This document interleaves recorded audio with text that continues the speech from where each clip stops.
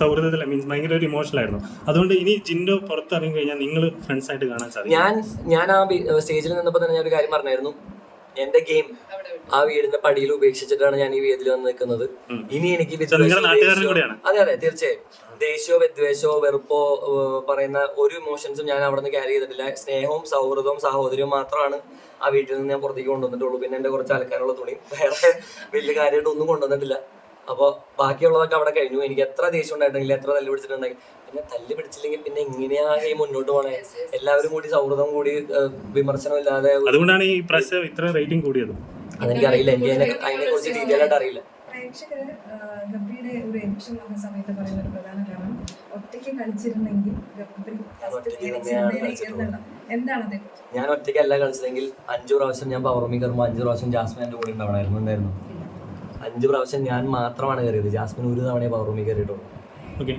ജാസ്മിനുമായിട്ടുള്ള ഫ്രണ്ട്ഷിപ്പിന് റസ്മിന് ഏതെങ്കിലും തരത്തിൽ പ്രശ്നമായിരുന്നോ? അല്ലെങ്കിൽ അതൊരു ഇല്ല, ജാസ്മിനായിട്ടുള്ള ഫ്രണ്ട്ഷിപ്പില് റസ്മിന് ഒരിക്കലും പ്രശ്നമായിരുന്നില്ല. പക്ഷെ towards the end of the game ചില ദിവസങ്ങളിൽ എനിക്ക് ഫീൽ ചെയ്തിട്ടുണ്ട് റസ്മിൻ എന്നെ ടാർഗറ്റ് ചെയ്ത് അറ്റാക്ക് ചെയ്യുന്ന പോലെ എനിക്ക് ഇല്ല, ഫ്രണ്ട്ഷിപ്പിനെ അത് ഒരിക്കലും ബാധിക്കില്ല. പക്ഷെ നമ്മൾ അതിന്റെ അകത്ത് നമ്മൾ പറഞ്ഞ ഇമോഷൻസിനെ ഒളിച്ച് വെച്ച് സ്നേഹം അഭിനയിക്കാൻ എനിക്ക് അറിഞ്ഞൂടാ. എന്റെ മനസ്സിൽ എന്താണോ അത് തന്നെയാണ് ഞാൻ കാണിക്കുക. അത് തന്നെയാണ് ഞാൻ കാണിച്ചിട്ടുള്ളത്.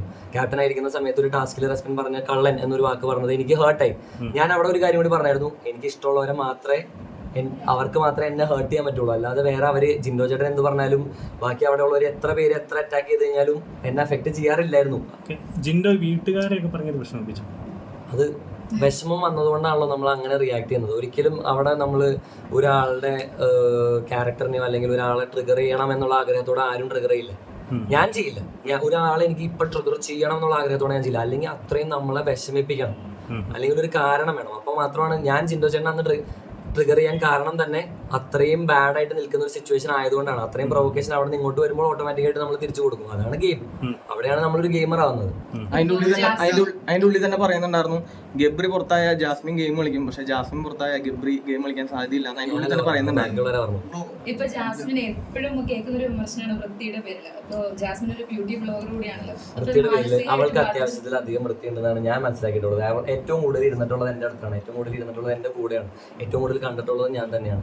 ആവശ്യത്തിലധികം വൃത്തി ജാസ്മിൻ ഉണ്ട്. ഒന്നരാടം കുളിക്കുമെന്നുള്ളത് ആദ്യം വന്നപ്പോൾ തമാശക്ക് പറയുന്നൊരു കാര്യമാണ്. അതിനെ വലിച്ചഴച്ച് ഇത്രയും വലുതാക്കി പ്രശ്നം ഉണ്ടാക്കിയത്. ആ തുമ്മിയതാണെങ്കിലും ഞാൻ ഒരു കാര്യം പറയട്ടെ, അതായത് നമ്മൾ വളർന്നു വന്ന സാഹചര്യങ്ങൾ നമ്മളുടെ ലൈഫിനെ പലതരത്തിലും ബാധിക്കും. നമ്മളിപ്പോൾ ഒരു മീഡിയൊക്കെ, അതായത് പാവപ്പെട്ട ഒരു സെറ്റപ്പിൽ നിന്ന് വളർന്ന് വലുതേക്ക് വരുമ്പോൾ നമ്മൾ പഠിച്ചു വരുന്ന കുറേ കാര്യങ്ങളുണ്ട്. അത് പഠിക്കാനുള്ള അവസരം കിട്ടാത്തവരുമായിട്ട് ഒരുപാട് പേരുണ്ട്. ജാസ്മിൻ ആണെങ്കിൽ അത്രയും സ്ട്രഗിൾ ചെയ്ത് വന്ന ഒരാളാണ്. സ്വന്തം കുടുംബത്തിനെ ആ ഒരു ഇതിൽ നിന്ന് പൊന്തിച്ച് സ്വന്തം എഫേർട്ടിൽ കൊണ്ടുവന്ന ഒരാളാണ്. അപ്പോൾ ചെറിയ ചെറിയ മിസ്റ്റേക്കുകളൊക്കെ അത് അങ്ങോട്ട് വിട്ട് കളഞ്ഞാൽ തീരാവുന്ന പ്രശ്നമേ ഉള്ളൂ. ബാക്കിയുള്ളവർ പറയുന്നത് അതെന്താന്ന് വെച്ചാൽ ആദ്യത്തെ ആഴ്ച അവളായിട്ട് പറഞ്ഞതുകൊണ്ടാണ് അവൾ കുളിക്കുന്നില്ല എന്നുള്ള സാധനം അവൾക്കെതിരെ എടുത്ത് ഉപയോഗിക്കാൻ പറ്റിയത്. അത് അവളുടെ മണ്ടത്തരം എന്ന് ഞാൻ പറയും. കാരണം അവൾക്ക് അവിടെ എല്ലാവരും at the end of the day friends അല്ലെങ്കിൽ ഇഷ്ടമുള്ളവരാണ്. ഒരു ജിൻഡോ ചേട്ടൻ്റെ അടുത്ത് അത്രയും ചീത്ത പറഞ്ഞിട്ടോ അത്രയും വൃത്തിയായിട്ട് പറഞ്ഞിട്ടോ ഒരു ദിവസം കഴിയുമ്പോൾ ജാസ്മിൻ അങ്ങോട്ട് ചെന്ന് സംസാരിക്കും അല്ലെങ്കിൽ വാരി കൊടുക്കും. അപ്പൊ ഞാൻ ചോദിക്കും ഇത് എന്തിനാ ചെയ്യണമെന്ന് ഞാൻ ചോദിക്കും. കാരണം എന്നെ കൊണ്ട് പറ്റൂല. ജാസ്മിന്റെ ഒരു പ്രത്യേകതയാണ്, ഒരാളായിട്ട് അടിയായി കഴിഞ്ഞു കഴിഞ്ഞാലും അവരോട് പിന്നെയും പോയി സംസാരിക്കും. എനിക്ക് അഭിനയിക്കാൻ അറിഞ്ഞൂടാ. എന്റെ ഉള്ളിലുള്ള സാധനം പോയാൽ മാത്രമേ ഞാൻ നോർമലായിട്ട് പെരുമാറുള്ളൂ. ഇപ്പൊ അൻസബയായിട്ട് ഞാൻ ലാസ്റ്റ് ദിവസം ഇല്ല, ജാസ്മിൻ അഭിനയിക്കേണ്ട ആവശ്യമില്ല. കാരണം അവള് വെച്ചോണ്ടിരിക്കില്ല. ഒരു 2 മണിക്കൂറിനുള്ളിൽ അവളുടെ മനസ്സിലുള്ള വിഷമങ്ങൾ മുഴുവൻ വിട്ടിട്ട് വീണ്ടും അവരായിട്ട് ഓക്കെ ആവും. ഒരു വീഡിയോ വൈറലായിട്ടുണ്ടായിരുന്നു, ജാസ്മിൻ കാലിന് കടിച്ചിട്ട് അത് ഭയങ്കരമായിട്ട് ഒരു ഈ വൃത്തിന്റെ കേസിലൊക്കെ ഇതായിട്ടുണ്ടായിരുന്നു. അതൊക്കെ എനിക്ക് അറിഞ്ഞൂടാ. അത് ഓരോ സമയത്ത് ചെയ്യുന്ന ഓഡീഷൻസ് പലതരത്തിലുള്ള വിമർശനങ്ങൾ പുറത്ത് നടക്കുന്നുണ്ട്. ഓഡീഷൻസ് പല പൈസ മേടിച്ചിട്ട് അതുപോലെ ഞാൻ ഗബ്രിയുടെ ഓഡീഷൻ എങ്ങനെയായിരുന്നു? എന്നെ ആദ്യം വിളിച്ചു, ഞാൻ പറഞ്ഞു ഞാൻ ഇല്ല എന്ന് പറഞ്ഞു. അത് കഴിഞ്ഞ് പിറ്റേ ദിവസം ഞാൻ വിളിച്ചിട്ട് പറഞ്ഞു ചേട്ടാ ഞാൻ വിളിച്ചതല്ല, എന്തായാലും ഓഡിഷൻ വരാം എന്ന് പറഞ്ഞു. ഓഡിഷൻ അറ്റൻഡ് ചെയ്തു. ഒരു സൂം കോളായിരുന്നു. സൂം കോൾ കഴിഞ്ഞു. രണ്ടാമത്തെ അവരുടെ ഓഫീസിലായിരുന്നു ഓഡിഷൻ, ലൈവ് ഓഡിഷൻ. അതിന്റെ വീഡിയോ ആണ് അന്ന് ക്ലിപ്പായിട്ട് ഒരു എപ്പിസോഡിൽ കാണിച്ചായിരുന്നു. ഈ സാഹചര്യങ്ങളൊക്കെ അനുകൂലമായിരുന്നു. അത് മാത്രമേ ഉണ്ടായിട്ടുള്ളൂ ഓഡിഷൻസ് ആയിട്ട്. വേറെ അങ്ങനെയൊന്നും പാട്ടൊക്കെ പാടി. അപ്പോൾ ഓട്ടോമാറ്റിക്കായിട്ട് നമുക്കൊരു ബോണ്ടിങ് വരും. കാരണം പിന്നെയുള്ള ദിവസങ്ങളിൽ നമ്മൾ കാണുന്ന മുഖങ്ങൾ ഇവരുടെ മുഖം മാത്രമേ കാണുള്ളൂ. പുറത്തുനിന്ന് വേറെ ആളുടെയും കാണില്ല. പലരും പറഞ്ഞ് നിങ്ങൾ കേട്ടിട്ടുണ്ടാവും, സ്വപ്നം കാണുന്നത് പോലും പുറത്തുള്ള കാര്യങ്ങളല്ല, അതിൻ്റെ അകത്തുള്ളവരുടെ മുഖം. കാരണം നമ്മളൊരു ദിവസം എഴുന്നേൽക്കുമ്പോൾ കിടക്കുന്നത് വരെ കാണുന്നത് സെയിം മുഖങ്ങളാണ്. ഒരു 20 ദിവസം കഴിഞ്ഞാൽ 21 ദിവസം കഴിഞ്ഞാൽ നമ്മുടെ ബ്രെയിനിൽ പണ്ടത്തെ ജീവിതം മറന്നു, പിന്നെ നമ്മുടെ ലോകം അതാണ്. അപ്പോൾ ഓട്ടോമാറ്റിക്കായിട്ട് നമ്മൾ സ്വപ്നം കാണുന്നത് എല്ലാം അവരെ തന്നെയാവും. അങ്ങനെ ബോണ്ടിങ് വന്നു. ഞങ്ങൾ 2 ആഴ്ചയിൽ നല്ല ക്ലോസ് ഫ്രണ്ട്സ് ആയിരുന്നു, വളരെ ക്ലോസ് ഫ്രണ്ട്സ് ആയിരുന്നു. പിന്നെ ഒരു സ്ട്രഗിൾ പോയിന്റ് വന്നായിരുന്നു, അതായത് കോർണർഡ് ആയിട്ട് ഫീൽ ചെയ്ത് ബാക്കി 10-15 പേര് നമുക്കെതിരെ നിന്ന് നമ്മൾ 2 പേരും മാത്രം. അന്ന് വേറൊരു എലമെന്റ് അതിലില്ല, പക്ഷെ അതിനെ പല രീതിയിലും ദുർവ്യാഖ്യാനം ചെയ്ത് നമുക്ക് അത്രയും പ്രഷർ വന്ന് കോർണർഡ് ആയ സ്ഥലത്താണ് നമ്മൾ അത്രയും ഡീപ്പായിട്ട് കണക്ട് ആയത്. അവിടെയാണ് ഇത് വർക്കായത്. ഞാൻ പറയുകയാണെങ്കിൽ, ഓണസ്റ്റ്ലി പറയുകയാണെങ്കിൽ, ഇത് ബലമാണ്. അത് അനുഭവിച്ചിട്ടുള്ളവർക്കേ അത് അറിയാൻ പറ്റുള്ളൂ. നമ്മൾ ജീവിതത്തിൽ തകർന്നു നിൽക്കുന്ന ഒരു പോയിന്റിൽ, നമുക്ക് ആരും ഇല്ലാന്ന് തോന്നുന്ന ഒരു പോയിന്റിൽ ഇങ്ങനെ കൈപിടിച്ച് നിൽക്കാൻ ഒരാളുണ്ടെങ്കിൽ അത് മനസ്സിനുള്ള ബലമാണ്, ശരീരത്തിനുള്ള ബലമല്ല. ഇപ്പൊ ജാസ്മിൻ ആ ബലം നഷ്ടപ്പെട്ടു, ഇനി അങ്ങോട്ട് എങ്ങനെ സർവൈവ് ചെയ്യുന്ന ആലോചിച്ചിട്ടുണ്ടോ? Jasmine is a brilliant player. അത് ക്വസ്റ്റ്യൻ ഇല്ലാത്തൊരു കാര്യമാണ്. എങ്ങനെ സംസാരിക്കണം, എന്ത് പറയണം, ആരോട് എന്ത് പറഞ്ഞ് നിൽക്കാൻ അറിയാൻ കൃത്യമായിട്ട് അറിയാവുന്ന ആളാണ് ജാസ്മിൻ. ജിൻഡോ ജാൻ്റെ അടുത്താണെങ്കിലും റോക്കിയുടെ അടുത്താണെങ്കിലും, റോക്കി ബാക്കി എല്ലാവരും കയറി മുട്ടാൻ ബുദ്ധിമുട്ടുണ്ടായിരുന്ന ആളെ വരെ ജാസ്മിൻ പറഞ്ഞ് ഒതുക്കി നിർത്തിയിട്ടുണ്ടെങ്കിൽ ബാക്കില് കഴിവുള്ള ആൾ തന്നെയാണ്. ജാസ്മിൻ പുറത്തിറങ്ങിയാലും സെയിം ഇമോഷൻ കീപ്പ് ചെയ്യും. സെയിം ഇമോഷൻ എന്ന് പറഞ്ഞാൽ നിങ്ങൾ എന്ത് ഉദ്ദേശിക്കുന്നത്? ഗബ്രിക്ക് എന്താണോ ഉള്ള ഇമോഷൻ അത് കീപ്പ് ചെയ്യും എന്നാണ് ചോദിച്ചത്. അതിന്റെ ഉത്തരം ഞാൻ അവിടെ വെച്ച് പറഞ്ഞായിരുന്നു. ഞാൻ അവള് പുറത്തിറങ്ങിയതിനു ശേഷം നമ്മൾ സംസാരിച്ചിട്ട് എന്താണ് വേണ്ടതെന്നുള്ള തീരുമാനത്തിലേക്ക്. അത് ഞാൻ ഒരിക്കലും ഇപ്പൊ ഒരു ലവ് എലമെന്റോ അല്ലെങ്കിൽ ലവ് ട്രാക്കോ മറ്റേ വേറെ അങ്ങനത്തെ എക്സ്ട്രാ പരിപാടികളോ ഒന്നും അല്ല ഇതിൽ ഉദ്ദേശിക്കുന്നത്. ഞങ്ങൾ തമ്മിലുള്ളത് വളരെ വളരെ ഡീപ്പായിട്ടുള്ള സ്നേഹം തന്നെയാണ്. പ്രേക്ഷകർ തെറ്റിദ്ധരിക്കപ്പെട്ടിരുന്നല്ലേ?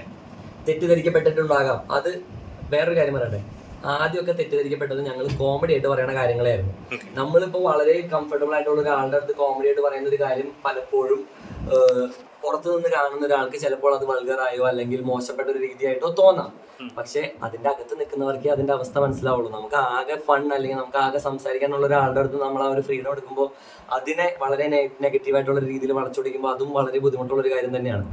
സർവൈവ് ചെയ്തു, അത്രയാണ് ഇപ്പൊ എനിക്ക് പറയാനുള്ളത്. അതായത് 55 നമ്മൾ പുറത്തുനിന്ന് കാണുന്ന പോലെയല്ല ഷോ. അകത്ത് നിൽക്കുമ്പോൾ പ്രഷർ കുക്കർ തന്നെയാണ്. മെന്റലി, ഇമോഷണലി, ഫിസിക്കലി തളർന്ന് പിഴിഞ്ഞ് ഉടച്ചെടുക്കും. അത് എങ്ങനെ തരണം ചെയ്യുന്നുള്ളതനുസരിച്ചിട്ടാണ് അതിൻ്റെ അത് നിൽക്കാൻ പറ്റുള്ളൂ. ഞാനിപ്പോൾ ഒരു 10 കിലോന്റെ അടുത്ത് കുറഞ്ഞിട്ടുണ്ടാവുന്നതാണ് എൻ്റെ വിശ്വാസം. പ്രേക്ഷകർ ക്ലാരിറ്റിക്ക് വേണ്ടിയിട്ടാണ് ഈ എല്ലാ സീസണിലും വിമർശനമാണ് ഈ സീസൺ സ്ക്രിപ്റ്റഡ് ആണെന്നുള്ളത്. ബിഗ് ബോസ് ഒരിക്കലും അല്ല. ബിഗ് ബോസ് ഒരു സ്ക്രിപ്റ്റഡ് ഷോ അല്ല. എനിക്ക് തോന്നിയിട്ടില്ല, എനിക്ക് അറിഞ്ഞൂടാ ഇനി അങ്ങനെയാണോ എന്ന് എനിക്ക് അറിഞ്ഞൂടാ. പക്ഷെ ഞാൻ മനസ്സിലാക്കിയിടത്തോളം ഞാൻ കുറച്ചുകൂടി ടെക്നിക്കൽ സൈഡ് പഠിക്കാൻ ആഗ്രഹമുള്ള ഒരാളാണ് ഞാൻ. നിങ്ങൾ ഇതും ഓരോ പ്രാവശ്യം ഞാൻ പറയുമ്പോൾ ഞാൻ എപ്പിസോഡ് കാണാത്തതുകൊണ്ടാണ് പറയുന്നത്. നിങ്ങൾ കണ്ടിട്ടുണ്ടോന്നില്ല എന്ന് എനിക്കറിയില്ല. ഞാൻ ആ വീടിന്റെ ഓരോ കോർണേഴ്സിലും പോയി അവിടുത്തെ ലൈറ്റ് സെറ്റപ്പ് എന്താണ്, മൈക്കുകൾ എവിടെയാണ് ഇരിക്കുന്നത്, ജിൻഡോ ചേട്ടൻ അന്ന് തന്നെ കളിയാക്കി. അത് ഞാൻ പക്ഷേ നമ്മുടെ ക്യൂരിയോസിറ്റി കൊണ്ട് നമ്മൾ ചെയ്തു പോകുന്ന കാര്യങ്ങളാണ്. മൈക്ക് എവിടെ ഇരിക്കുന്നത്, എവിടെയാണ് ലൈറ്റ് സെറ്റപ്പ്, എങ്ങനെയാണ് വരുന്നത്, അതിൽ ഒരുപാട് ഡീറ്റെയിൽ ആയിട്ട് അവർ ആ സെറ്റിൽ വർക്ക് ചെയ്തിട്ടുണ്ട്, അതിന്റെ ലൈറ്റിംഗിൽ വർക്ക് ചെയ്തിട്ടുണ്ട്. ടെക്നിക്കൽ സൈഡിലാണെങ്കിലും സെറ്റ് ഡിസൈനിലാണെങ്കിലും ഒരുപാട് ഡീപ്പായിട്ട് അവർ വർക്ക് ചെയ്തിട്ടുണ്ട്. ആ സെറ്റ് ഒരു ദിവസം ഓടണമെങ്കിൽ 10-350 ആൾ അതിന്റെ ചുറ്റും കിടന്ന് ഓടണം, എന്നാലാണ് അത് അത്ര സ്മൂത്ത് ആയിട്ട് ഓടുള്ളൂ.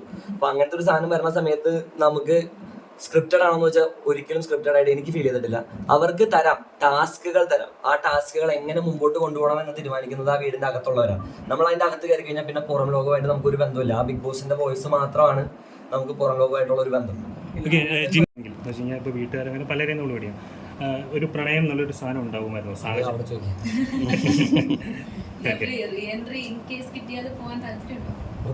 ഉറപ്പായിട്ടും എനിക്ക് ടാസ്ക് കളിക്കണം, അതിന്റെ അകത്ത് നിൽക്കണം, നല്ല പിടിക്കണം, ഒച്ചപ്പാടുണ്ടാക്കണം, ഫുഡ് കഴിക്കണം, എല്ലാവരുമായിട്ട് എൻജോയ് ചെയ്യണം, പാട്ട് പാടാൻ, ഡാൻസ് കളിക്കണം. ഇത്രയേ ഉള്ളൂ എനിക്ക്. അല്ലാതെ എൻ്റെ ഏറ്റവും വലിയ ലക്ഷ്യം ആ കപ്പെടുക്കലോ ആ പൈസയോ ആയിരുന്നില്ല എൻ്റെ ലക്ഷ്യം.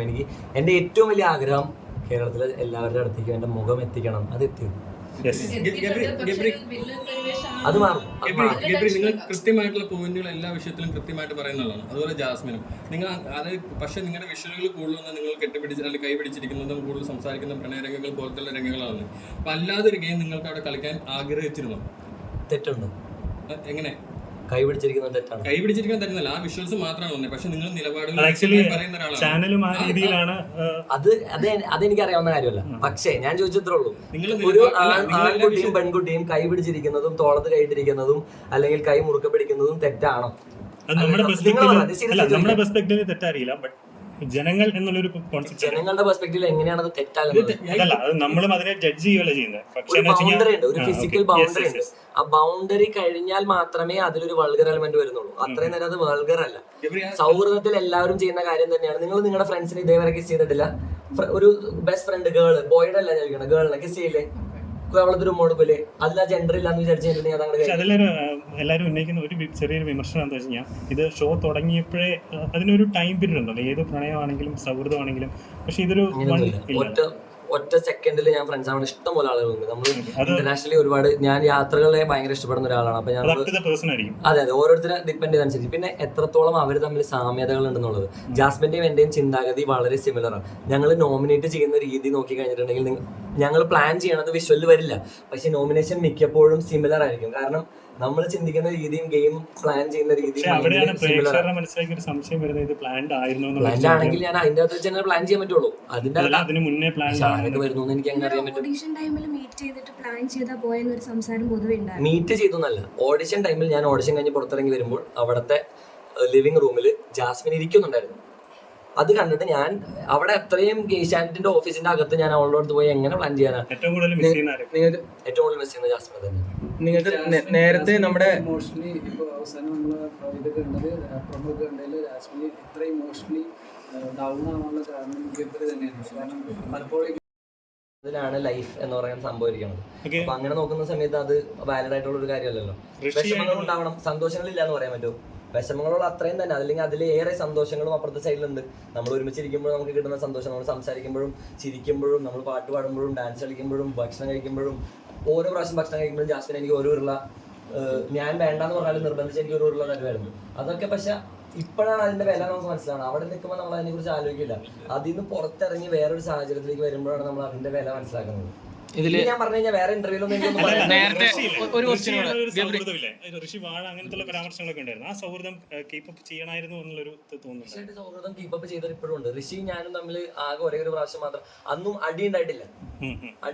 ഋഷിയായിട്ട് ഞാൻ ഒരു പ്രാവശ്യം കയറി സംസാരിച്ചിട്ടുണ്ട്, പക്ഷെ അന്ന് ഋഷി ഒന്നും തിരിച്ചു പറഞ്ഞില്ല. വാഴ എന്നുള്ളൊരു പരാമർശമൊക്കെ അങ്ങോട്ടും ഇങ്ങോട്ടും അതൊന്നും ഞാൻ പറഞ്ഞിട്ടില്ല. ഋഷിനെ ഞാൻ ഒരിക്കലും വാഴ വിളിക്കാം മാറിയിരുന്ന് ചിലപ്പോ പറഞ്ഞിട്ടുണ്ടോ ഒറ്റ ക്വസ്റ്റ്യൻ. നേരത്തെ പറഞ്ഞു പുറമേന്ന് ആളുകൾ അറിയില്ല എന്ന് പറഞ്ഞു, പക്ഷെ കോമണേഴ്സിനെ നിങ്ങൾക്ക് 2 ആഴ്ച മുന്നേ ഓൾറെഡി അറിയാമായിരുന്നു.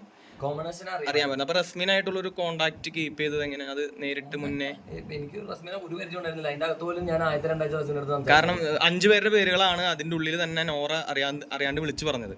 നോറല്ല, അത് ജിൻഡോ ചേട്ടന്റെ 2 പേര്. പക്ഷെ അതിലൊരു സത്യം ഉണ്ടോ? ജിൻഡോ ചേട്ടൻ എന്തൊക്കെ പറഞ്ഞിട്ടുണ്ട്? കാരണം നിങ്ങൾക്ക് ചേട്ടൻ പറഞ്ഞിട്ടുണ്ട് ഞാൻ പെണ്ണാണെന്ന് പറഞ്ഞിട്ടുണ്ട്. ഞാൻ പെണ്ണാണ്. അല്ല, ഇവരായിട്ട് കണക്ട് ചെയ്യാനായിട്ട് നിങ്ങൾക്ക് റസ്മിനെ കോണ്ടാക്ട് ചെയ്ത് ഇവരായിട്ട് കണക്ട് ചെയ്യാമല്ലോ. അത് അവരുടെ ഗെയിമാണ്. ഓരോരുത്തരും അതിന്റെ അകത്ത് പറയുന്ന ഓരോ കാര്യങ്ങളും ഗെയിമും ആവാം, റിയാലിറ്റിയും ആവാം, പലതും ആവാം. നമുക്കത് വേർതിരിച്ച് കാണാൻ പറ്റുമ്പോഴാണ് അവരുടെ സ്ട്രാറ്റജി കറക്റ്റ് ആയിട്ട് വർക്ക് ആവുന്നത്. ഇപ്പൊ ജിൻഡോ ചേട്ടൻ അങ്ങനെ ഒരു സാധനം പ്ലേസ് ചെയ്ത് അത് കത്തിയിട്ടുണ്ടെങ്കിൽ അത് അയാളുടെ കഴിവ്. എന്റെ സത്യം എന്ന് പറയുന്നത് അങ്ങനെ ഒന്നും ഇല്ലാന്ന് ഞാൻ നിങ്ങളുടെ അടുത്ത് പറയാനേ എനിക്ക് പറ്റുള്ളൂ. അല്ലാതെ തെളിയിച്ച് കാണിച്ചു തരാനായിട്ട് എനിക്ക് ഇത് തുറക്കാൻ പറ്റില്ല. ഇപ്പൊ ആര് വിന്നർ ആവണം എന്നാണ് ഗബ്രി ആഗ്രഹിക്കുന്നത്? ആര് വിന്നർ ആവണം എന്നാണ്? സപ്പോർട്ട് ഞാൻ ചെയ്യേണ്ട ആവശ്യമില്ല. അതിന്റെ അകത്ത് ഗെയിം കളിക്കുന്നുണ്ടെങ്കിൽ ഞാൻ ഇവിടെ നിന്ന് സപ്പോർട്ട് ചെയ്തിട്ട് പ്രത്യേകിച്ച് വലിയ കാര്യങ്ങൾ ഉണ്ടാവുമെന്ന് എനിക്ക് തോന്നുന്നില്ല. കളിച്ചോളൂ. Jasmine is a very good player. അത് നാളത്തെ എപ്പിസോഡ് കാണുമ്പോൾ നിങ്ങൾക്ക് മനസ്സിലാവും. റോബിൻ പുറത്തായതുപോലെ ഒരു സപ്പോർട്ട് കിട്ടാൻ സീക്രട്ട് ഏജന്റിനെ പറ്റി എന്താ പറയാനുള്ളത്? സായി ഭയങ്കര നല്ല പ്ലെയർ ആണ്. പക്ഷെ എനിക്ക് പേഴ്സണലി ഇപ്പൊ ഫീൽ ചെയ്തിട്ടുള്ള ഒരു കാര്യം, സായി ഇപ്പൊ ഒന്ന് പതുങ്ങിയിരിക്കണം. അത് ചിലപ്പോൾ ആ ഫിസിക്കൽ ഇഞ്ചുറിയുടെ പേരിലായിരിക്കാം. പക്ഷെ പെട്ടെന്ന് ഇറങ്ങിയില്ലെങ്കിൽ ചിലപ്പോൾ പണി കിട്ടും. നോറ വിന്നർ ആവുമെന്ന് തോന്നുന്നുണ്ടോ? നോറ വിന്നറാവട്ടെ. ആരാന്ന് വെച്ചാൽ പവർ റൂമില്ലായിരുന്നെങ്കിൽ ഞാൻ രക്ഷപ്പെട്ടാണ്. എനിക്ക് നല്ല ഇമേജ് ആയിട്ട് ഞാൻ ആദ്യത്തെ ആഴ്ച തൊട്ട് ജനങ്ങളുടെ വളരെ ക്യൂട്ടായിട്ടുള്ള ഒരു സൈഡിൽ ഇഷ്ടപ്പെട്ട ഒരു മനുഷ്യനായിട്ട് മറ്റൊരു അർജുനായി ഞാൻ അവിടെ ഇരുന്നത്. പക്ഷെ പവർ റൂമിൽ ആദ്യത്തെ ആഴ്ച അബദ്ധവശാൽ വന്നു എന്നുള്ളതാണ് ഞാൻ ആ വീട്ടിൽ ചെയ്ത ഏറ്റവും വലിയ പണി. പവർ റൂം ഒരു ട്രാപ്പല്ല. പവർ എങ്ങനെ ഉപയോഗിക്കുന്നു എന്നുള്ളതിലുപരി പവർ എങ്ങനെ കൺസീവ് ചെയ്യുന്നു എന്നുള്ളതിലാണ് കാര്യം. താഴെ നിൽക്കുന്നവർ അല്ലെങ്കിൽ ഓഡിയൻസ് അതിനെ എങ്ങനെ കൺസീവ് ചെയ്യുന്നുള്ളതിലാണ് പവറിന്റെ വില ഇരിക്കുന്നത്. ഇപ്പൊ പവറിനെ ഞാൻ എത്ര പവർ ഉണ്ടെന്ന് പറഞ്ഞു കഴിഞ്ഞാലും താഴേക്ക് നീ പോടാവില്ല എന്ന് പറഞ്ഞിട്ടുണ്ടെങ്കിൽ അത് കഴിഞ്ഞു. പിന്നെ അതിൽ പവറില്ല. അവരുപയോഗിക്കുന്ന രീതി പ്രോപ്പറായിട്ട് താഴെ ഇംപ്ലിമെന്റ് ചെയ്യാൻ പറ്റിയാൽ മാത്രമേ അത് പവർ ആവുള്ളൂ. അപ്സര, ഞാൻ, അർജുൻ, റസ്മിനായിട്ട് പവർ റൂമിലിരുന്ന ഒരാഴ്ചയുണ്ട്. ആ ആഴ്ച എനിക്ക് തോന്നുന്നു അവിടെ പവർ പ്രോപ്പറായിട്ട് യൂസ് ചെയ്തിട്ടുള്ള അല്ലെങ്കിൽ എന്തെങ്കിലും ചെയ്യാൻ പറ്റിയിട്ടുള്ള ആഴ്ചകളൊന്നും അതായിട്ട് എനിക്ക് ഫീൽ ചെയ്തിട്ടുണ്ട്. അതായത് അസംബ്ലി നടത്തി ഞങ്ങൾ രാവിലെ, പാത്രങ്ങൾ, ഞങ്ങൾക്കുള്ള ഭക്ഷണം കൃത്യമായിട്ട് ടേബിളിൽ വരെയായിരുന്നു. ഇതെല്ലാം പവർ റൂളിന്റെ നിയമങ്ങൾ എന്ന് പറഞ്ഞിട്ടൊരു നിയമപുസ്തകം അവിടെ ഉണ്ട്. ഇതിന്റെ അകത്ത് വ്യക്തമായിട്ട് എഴുതിയിട്ടുള്ള കാര്യങ്ങൾ ഉപയോഗിച്ചിട്ടുള്ള ആഴ്ച എനിക്ക് തോന്നുന്നു ആ ആഴ്ച മാത്രമേ ഉണ്ടാവുള്ളൂ. സിബിൻ അത്യാവശ്യം നന്നായിട്ട് പവർ റൂമിന്റെ സാധ്യതകളെ എക്സ്പ്ലോർ ചെയ്തിട്ടുണ്ട്. പവർ റൂം ഉപയോഗിച്ചിട്ടുണ്ടോ എന്ന് വെച്ചാൽ ഞാൻ പറയില്ല, സാധ്യതകളെ എക്സ്പ്ലോർ ചെയ്തിട്ടുണ്ട്. ഒറ്റ പ്രാവശ്യം ഉപയോഗിച്ചിട്ടുണ്ട്, അത് എനിക്കെതിരായിരുന്നു, അതൊരു അനാവശ്യ ഉപയോഗമായിരുന്നു. പക്ഷെ അതും അവരുടെ കയ്യിൽ നിന്ന് തന്നെ പോയി. കാരണം ജിൻഡോ ചേട്ടൻ അവിടെ വന്ന് പറഞ്ഞൊരു ഡയലോഗിൽ ആ കാര്യം പൊളിഞ്ഞു. അപ്പോൾ അങ്ങനെ നമ്മൾ അങ്ങോട്ടും ഇങ്ങോട്ടും കൊടുക്കൽ വാങ്ങലുകളാണല്ലോ ഗെയിം, അത് അങ്ങനെ തന്നെ മുമ്പോട്ട് പോകും. ബിഗ് ബോസ് നിർത്തണം എന്നൊരു ക്യാമ്പയിൻ വരുന്നുണ്ട്. അത് അവിടെ പാവങ്ങൾ അവിടെ നടത്തിപ്പോട്ടെ, ഇതിൽ എന്താണ് ഇത്ര അടുത്ത് നിർത്താനായിട്ട്? കാണേണ്ടാത്തവർ കാണരുത്, കാണേണ്ടവർ കാണണം. എൻജോയ് ചെയ്തും ഇഷ്ടപ്പെടുന്നവർ ഒരുപാട് പേരുണ്ട്. ഇനി എനിക്കിപ്പോൾ ഞാൻ വന്ന സമയത്ത് ഫ്ലൈറ്റിലിരുന്ന് ഞാൻ എൻ്റെ ഇമെയിലിൽ വരെ എനിക്ക് ഒരുപാട് പേര് മെസ്സേജ് അയക്കുന്നുണ്ട്. അതിൽ ഒരുപാട് സന്തോഷമുണ്ട്. തെറിവിളികൾ ഒരു സൈഡിൽ ഇഷ്ടം പോലെ നടക്കുന്നുണ്ട്. പക്ഷെ അതും ഈ ഗെയിമിൻ്റെ ഭാഗമാണ്. അതാണ് ഞാൻ പറഞ്ഞ ബാലൻസ്. ഒരു 10 തെറി കേട്ട് കഴിയുമ്പോൾ ഒരു 2 നല്ല വാക്കുകൾ, ഒരു 2 പേര് പറയാണ് മോനെ നിന്റെ കളി നല്ലതായിരുന്നു, നീ ഒന്നുമില്ലെങ്കിലും നന്നായിട്ട് കളിച്ചിരുന്നു, നീ അവിടെ ഉണ്ടായിരുന്നെങ്കിൽ ഞങ്ങൾക്ക് സന്തോഷമായിരുന്നു എന്ന് പറയുന്ന ഒരു 2 വാക്ക് മതി അത് ബാലൻസ് ചെയ്യാനായിട്ട്. തെരുവിളികളും അതിൻ്റെ നല്ല വാക്കുകളും ഒക്കെ അതിൻ്റെ രീതിയിൽ പോകും. ലാലേട്ടൻ തന്നെയാണെന്ന് തോന്നുന്നു പറഞ്ഞിട്ടുള്ളത്. അതായത് സന്തോഷങ്ങളെ നമ്മൾ ഒരുപാട് ആഘോഷിക്കരുത്, ദുഃഖങ്ങളെ നമ്മൾ ഒരുപാട് വിഷമിക്കരുത്. രണ്ടും ഈക്വലായിട്ട് കൊണ്ടുപോയി കഴിഞ്ഞിട്ടുണ്ടെങ്കിൽ വിമർശകരോട് ഇപ്പൊ എന്താ പറയുന്നത്? വിമർശകരോട് സ്നേഹം മാത്രം. എനിക്ക് ഒരു പേടിയില്ല, ഞാൻ ഓപ്പൺ ആയിട്ട് പറയാം. ആദ്യത്തെ ആഴ്ച തൊട്ട് ഈ നിമിഷം വരെ സേഫ് ഗെയിം കളിക്കുന്നവരും ആ വീട്ടിലുണ്ട്. പക്ഷെ ആരെന്ന് പറയും ഈ പവർ റൂം എന്ന് പറയുന്ന ഒരു ട്രാപ്പാണോ? പവർ റൂം ട്രാപ്പല്ല. പവർ റൂം സേഫ് ആവുന്നത് ഒരു ട്രാപ്പല്ല, അതും ഒരു സ്ട്രാറ്റജിയാണ്. ഞാൻ അന്തസ്സായിട്ട് അന്ന് പവർ റൂമിൽ നിന്നിരുന്നെങ്കിൽ ഇപ്പൊ ഞാൻ എവിടെ ഇരിക്കില്ലായിരുന്നു, ഞാൻ ആ വീടിന്റെ അകത്തിരുന്നേനെ. എന്റെ മണ്ടത്തരായിരുന്നു. ഞാൻ അന്ന് ആലോചിച്ചില്ല, ഡീപ്പായിട്ട് അതിലേക്ക് ഒരു ചിന്ത ഞാൻ കൊടുത്തില്ല.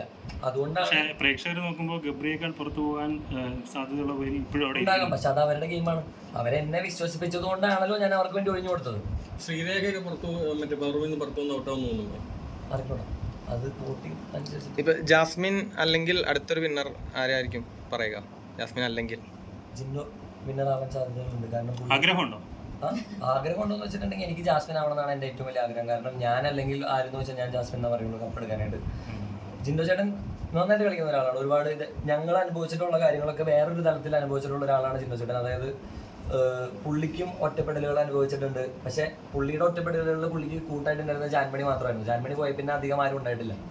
അപ്പൊ ആ ഒരു വ്യത്യാസമുണ്ട്. എനിക്ക് എപ്പോഴും ജാസ്മിൻ സിമ്പതിയുടെ ആവശ്യമില്ല, നമുക്ക് സ്നേഹം മതി. നമുക്കൊരു കുടുംബമല്ല. ആ വീട്ടിൽ എന്തൊക്കെ പറഞ്ഞാലും നമ്മൾ ഒരു വീട്ടിൽ കൊണ്ടുവന്ന് കിടന്ന സമയത്ത് എത്ര തല്ല് പിടിച്ച് കഴിഞ്ഞാലും ഒരു പോയിന്റ് കഴിയുമ്പോൾ നമുക്ക് കഴിഞ്ഞ സീസണിലെ ഗെയിമേഴ്സ് ഒക്കെ പറയുന്നത് വെച്ച് കഴിഞ്ഞാൽ അവർ ഇത്രയും ഫൈറ്റ് ചെയ്ത് പുറത്തിറങ്ങിയപ്പോഴും അവരൊരു സൗഹൃദം കീപ്പ് ചെയ്യുന്നു. പക്ഷേ ഈ സീസണിൽ അത് ആരും കീപ്പ് ചെയ്യില്ല, കാരണം അത്രയും ഫൈറ്റിന്റെ എക്സ്ട്രീം ആയിരുന്നു. അതിനോട് എന്താ പറയുക? അതൊക്കെ ഓരോരുത്തരുടെ പേഴ്സണൽ സാധനം അനുസരിച്ചിട്ട്. ഇപ്പം ഞാനും അൻസിബയും ജീവിതത്തിൽ മരണം വരെ നിന്നോട് ഞാൻ സംസാരിക്കില്ല എന്ന് പറഞ്ഞ ആളാണ് അൻസിബ എൻ്റെ അടുത്ത്. അത് എനിക്ക് പല അവസരത്തിലും എനിക്ക് പേഴ്സണലി ഹേർട്ടായിട്ടുണ്ട്. അതായത് നമ്മൾ ചെറിയൊരു കാര്യത്തിൽ അല്ലെങ്കിൽ ഒരു ചെറിയ മിസ്അണ്ടർസ്റ്റാൻഡിങ്ങിൻ്റെ പേരിലാണ് ആ ഡയലോഗ് പറയുന്നത് പേഴ്സണൽ ഗ്രഡ്ജിലേക്ക് എത്തുന്നതെന്ന് പറയുമ്പോൾ അത് നമുക്ക് വിഷമമുള്ളൊരു കാര്യമാണ്. പക്ഷേ ലാസ്റ്റ് ദിവസം എലക്ഷനിൽ നിൽക്കുന്ന സമയത്ത് ഞാനൊന്ന് 4 പേര് നിൽക്കുമ്പോൾ ഞാൻ അന്ന് ഒരു മോർണിംഗ് ആക്ടിവിറ്റി തന്നത് കണ്ടായിരുന്നു. അതായത് നിങ്ങളുടെ ക്ഷമിക്കാനുള്ളവരോട് ക്ഷമിക്കാനുള്ളത്. ആ ആക്ടിവിറ്റിയിൽ ഞാൻ എല്ലാവരും വലിച്ചു കയറി ഒട്ടിക്കണം എന്നായിരുന്നു എൻ്റെ ആഗ്രഹം, സത്യം പറഞ്ഞത്. കാരണം എന്നെ അവിടെ നിന്നിട്ട് ജിൻഡോ ചേട്ടനാണെങ്കിലും അൻസിബയാണെങ്കിലും എല്ലാവരും എന്നെ വലിച്ചു കയറി ഒട്ടിക്കുകയാണ് ചെയ്തത്. അതും പറഞ്ഞാണ് ഞാൻ മുമ്പിൽ പോയി നിന്നതെങ്കിലും അവിടെ എത്തിക്കഴിഞ്ഞപ്പോൾ എന്തോ ദൈവാനുഗ്രഹം കൊണ്ട് ഈ ആഴ്ച ചിലപ്പോൾ പുറത്തു പോകുന്നുള്ളത് ദൈവത്തിന് അറിയാമായിരിക്കും. അതുകൊണ്ടായിരിക്കണം. അർജുൻ ശ്രീതു പ്രണയം പറഞ്ഞു തീർത്തിട്ട് ചോദ്യം ചെയ്തു. അവിടെ തന്നെ നിന്ന സമയത്ത് ഓട്ടോമാറ്റിക്കായിട്ട് ഞാൻ പറഞ്ഞത് എനിക്ക് അൻസിബ ഐ എം സോറി. ഇത് ഓപ്പൺ ആയിട്ടുള്ള ഒരു അപ്പോളജിയാണ്. അന്ന് അത് റിയൽ ആയിട്ട് തോന്നില്ലെങ്കിൽ ഇന്ന് ഞാൻ എല്ലാവരുടെ മുമ്പിൽ വെച്ചാൽ പറയുന്നത് ഐ എം സോറി. ഞാൻ നോമിനേഷനിൽ അതായത് എലക്ഷനിൽ ഞങ്ങൾ 4 പേര് നിൽക്കുമ്പോൾ അൻസിബയുടെ അടുത്ത് നിന്നിട്ട് ഞാൻ പറഞ്ഞു അൻസിബ ഈ വീട് വിട്ട് പുറത്ത് ആര് പോയി കഴിഞ്ഞാലും അത് വെച്ചോണ്ടിരിക്കുന്ന അൻസിബ പറഞ്ഞു ഞാനത് അവിടെ വിട്ടടാന്ന് പറഞ്ഞു. എന്നിട്ട് അൻസിബ ആൻഡ് റഷീ സേവ്ഡ് എന്ന് പറഞ്ഞു കഴിഞ്ഞിട്ട് അത് കേട്ടോന്നോ എനിക്കറിയില്ല, എൻ്റെ അൻസിബ കെട്ടിപ്പിടിച്ചിട്ട് ഐ ലവ് യു എന്ന് പറഞ്ഞു.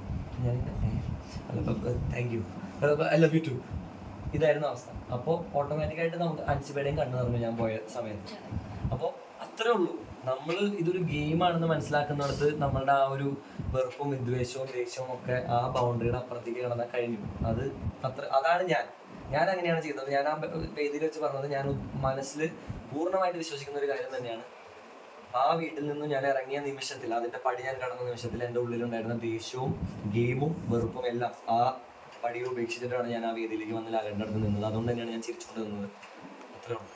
ജാൻമണിയുടെ പ്രാക്ക് പുറത്തൊക്കെ ഭയങ്കര നെഗറ്റീവായിട്ടാണ് വന്നിരിക്കുന്നത്. അപ്പൊ നിങ്ങൾ എങ്ങനെയാണ് അതിന് ഫീൽ ചെയ്തത്? എനിക്ക് പേഴ്സണലി ഭയങ്കര ഇഷ്ടമല്ലാത്തൊരു കാര്യമാണ് കേസ് ചെയ്യാന്ന് പറയുന്നത്. ഞാൻ തന്നെ പല അവസരത്തിലും ജാൻമണിയുടെ അടുത്ത് പറഞ്ഞിട്ടുണ്ട് അങ്ങനെ ചെയ്യരുത്. പക്ഷെ ജാൻമണി പെട്ടെന്ന് അത് എടുക്കാത്ത ഒരാളാണ്. നമ്മൾ പുറത്ത് പറയുന്ന സമയത്ത് ചിലപ്പോൾ ഹേർട്ടാവും. അതുകൊണ്ട് നമ്മൾ പരിധി വിട്ട് സീരിയസ് സില്ലിയായിട്ട് എടുത്ത് ഞാനത് സില്ലിയായിട്ട് എന്നെ എത്ര പ്രായം കഴിഞ്ഞാൽ എനിക്കൊരു കുഴപ്പമില്ല എന്നുള്ള രീതിയിലാണ് നോമിനേറ്റ് ചെയ്തതിനൊക്കെ എന്റെ മുമ്പിൽ നിന്നിട്ടുണ്ട്. അടിപൊളിയെന്ന് പറയുന്ന സമയത്തും ഞാൻ അപ്പുറത്ത് നിൽക്കുന്നുണ്ട്. പക്ഷെ അപ്പൊ എനിക്കറിയാം, അതായത് അനാവശ്യമായിട്ട് ഒരാൾ നമ്മൾ കേസ് ചെയ്താലും നമ്മൾ അതിൽ എടുക്കേണ്ട ആവശ്യമില്ല. കാരണം ഒരാൾ കേസ് ചെയ്തുകൊണ്ട് മാത്രം അത് നമ്മളെ ബാധിച്ചോളണമെന്നില്ല. നമ്മുടെ ഭാഗത്ത് തെറ്റ് പറ്റി അവരെ നമ്മൾ ഉപദ്രവിച്ച് അവർക്ക് വിഷമം വന്നതിന് ശേഷം പറഞ്ഞാൽ ചിലപ്പോൾ നടക്കുമായിരിക്കും. വെറുതെ ഒരു പേരിൽ ഇങ്ങനെ പറയുന്നതിലൊന്നും വലിയ കാര്യമായിട്ട് എനിക്ക് തോന്നുന്നില്ല. അവിടെ ചെപ്പുണ്ടോ? അർജുൻ സീതു പ്രണയമല്ല, എനിക്കറിയാവുന്നിടത്തോളം അത് സൗഹൃദമാണ്. ഇത് തന്നെയാണ് ഗബ്രി ജാസ്മിനെ നിങ്ങൾ എല്ലാവരും കൂടി ചെയ്തത്. ആക്ച്വലി അത് പ്രേക്ഷകർ ആഗ്രഹിക്കുന്ന ഒരു കാര്യമാണ്. രണ്ടുപേർക്ക് പ്രണയിച്ച് കല്യാണം കഴിക്കാൻ പറ്റില്ലല്ലോ, അവർക്കും കൂടി തോന്നണ്ടേ. അർജുൻ ഓൾറെഡി പ്രപ്പോസ് ചെയ്തിരുന്നു, രാത്രി എന്റെ കൂടെ ജീവിതകാലം മുഴുവൻ ഉണ്ടാവുമോ.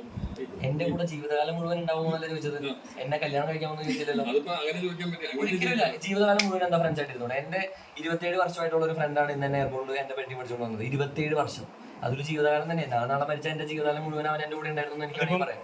കഴിഞ്ഞ സീസണിൽ റിങ്കു വിങ്കു കോംബോ ഒക്കെ ഉണ്ടായ പോലെ റനീഷ വിഷ്ണു കോംബോ ഉണ്ടായതുപോലെ പ്രേക്ഷകർ ആഗ്രഹിക്കുന്ന ഒരു പ്രണയം. ഞാൻ വെറുതെ പറയുന്നതല്ല, ഞാൻ ഷോ കാണാറില്ല എന്ന് വളരെ കുറച്ചേ കണ്ടിട്ടുള്ളൂ. അതേപോലെ പ്രേക്ഷകർ എക്സ്പെക്ട് ചെയ്യുന്ന ഒരു കോംബോ ആണ്. ആ രീതിയിലാണ് അത് പുറത്ത് ചർച്ച നടക്കുന്നത്. ചാനലും ഇത് ഹൈലൈറ്റ് ഞാൻ ചെയ്യാൻ കാര്യം പറയട്ടെ, നല്ലൊരു റൊമാൻസ് കാണാൻ ആഗ്രഹിക്കുന്നുണ്ട്. അതുകൊണ്ടാണ് സിനിമയിലാണെങ്കിലും റൊമാൻറ്റിക് സാധനം കൊണ്ടുവരുന്നത് അത് കണ്ട് ഇഷ്ടപ്പെടുന്നത് കൊണ്ടല്ലേ. അപ്പൊ അവര് പ്രണയിക്കണേ അവർ പ്രണയിച്ചോട്ട് അവർ സൗഹൃദമായിട്ടിരിക്കുന്നതിലായിരിക്കട്ടെ, അവരുടെ പേഴ്സണൽ കാര്യം, അതിൽ നമ്മൾ ഇടപെടേണ്ട ആവശ്യമില്ല. അവരെന്താ തരുന്നത് എന്നുള്ളത് കണ്ട് എൻജോയ് ചെയ്യുക. അതിനെ വിമർശിക്കാൻ തോന്നിയാൽ വിമർശിക്കുക, അപ്രീഷിയേറ്റ് ചെയ്യാൻ തോന്നിയാൽ അപ്രീഷിയേറ്റ് ചെയ്യുക, അത്രേ ഉള്ളൂ. അവിടെ അതാണ് ബൗണ്ടറി. അതാണ് എനിക്കും ജാസ്മിനും കിട്ടാതിരുന്ന ഒരു കൺസിഡറേഷൻ. ഞങ്ങൾ എന്ത് തീരുമാനിക്കുന്നു എന്നുള്ളതിനേക്കാൾ കൂടുതൽ അവർക്ക് എന്ത് വേണം എന്നുള്ളതായിരുന്നു പ്രശ്നം. ക്ലാരിറ്റി ഇപ്പൊ കിട്ടണമെന്ന് പറഞ്ഞാൽ അത് തരാൻ പറ്റില്ലെങ്കിൽ പറ്റില്ല എന്നല്ലേ പറയാൻ പറ്റുള്ളൂ. Okay bro, thank you. Thank you.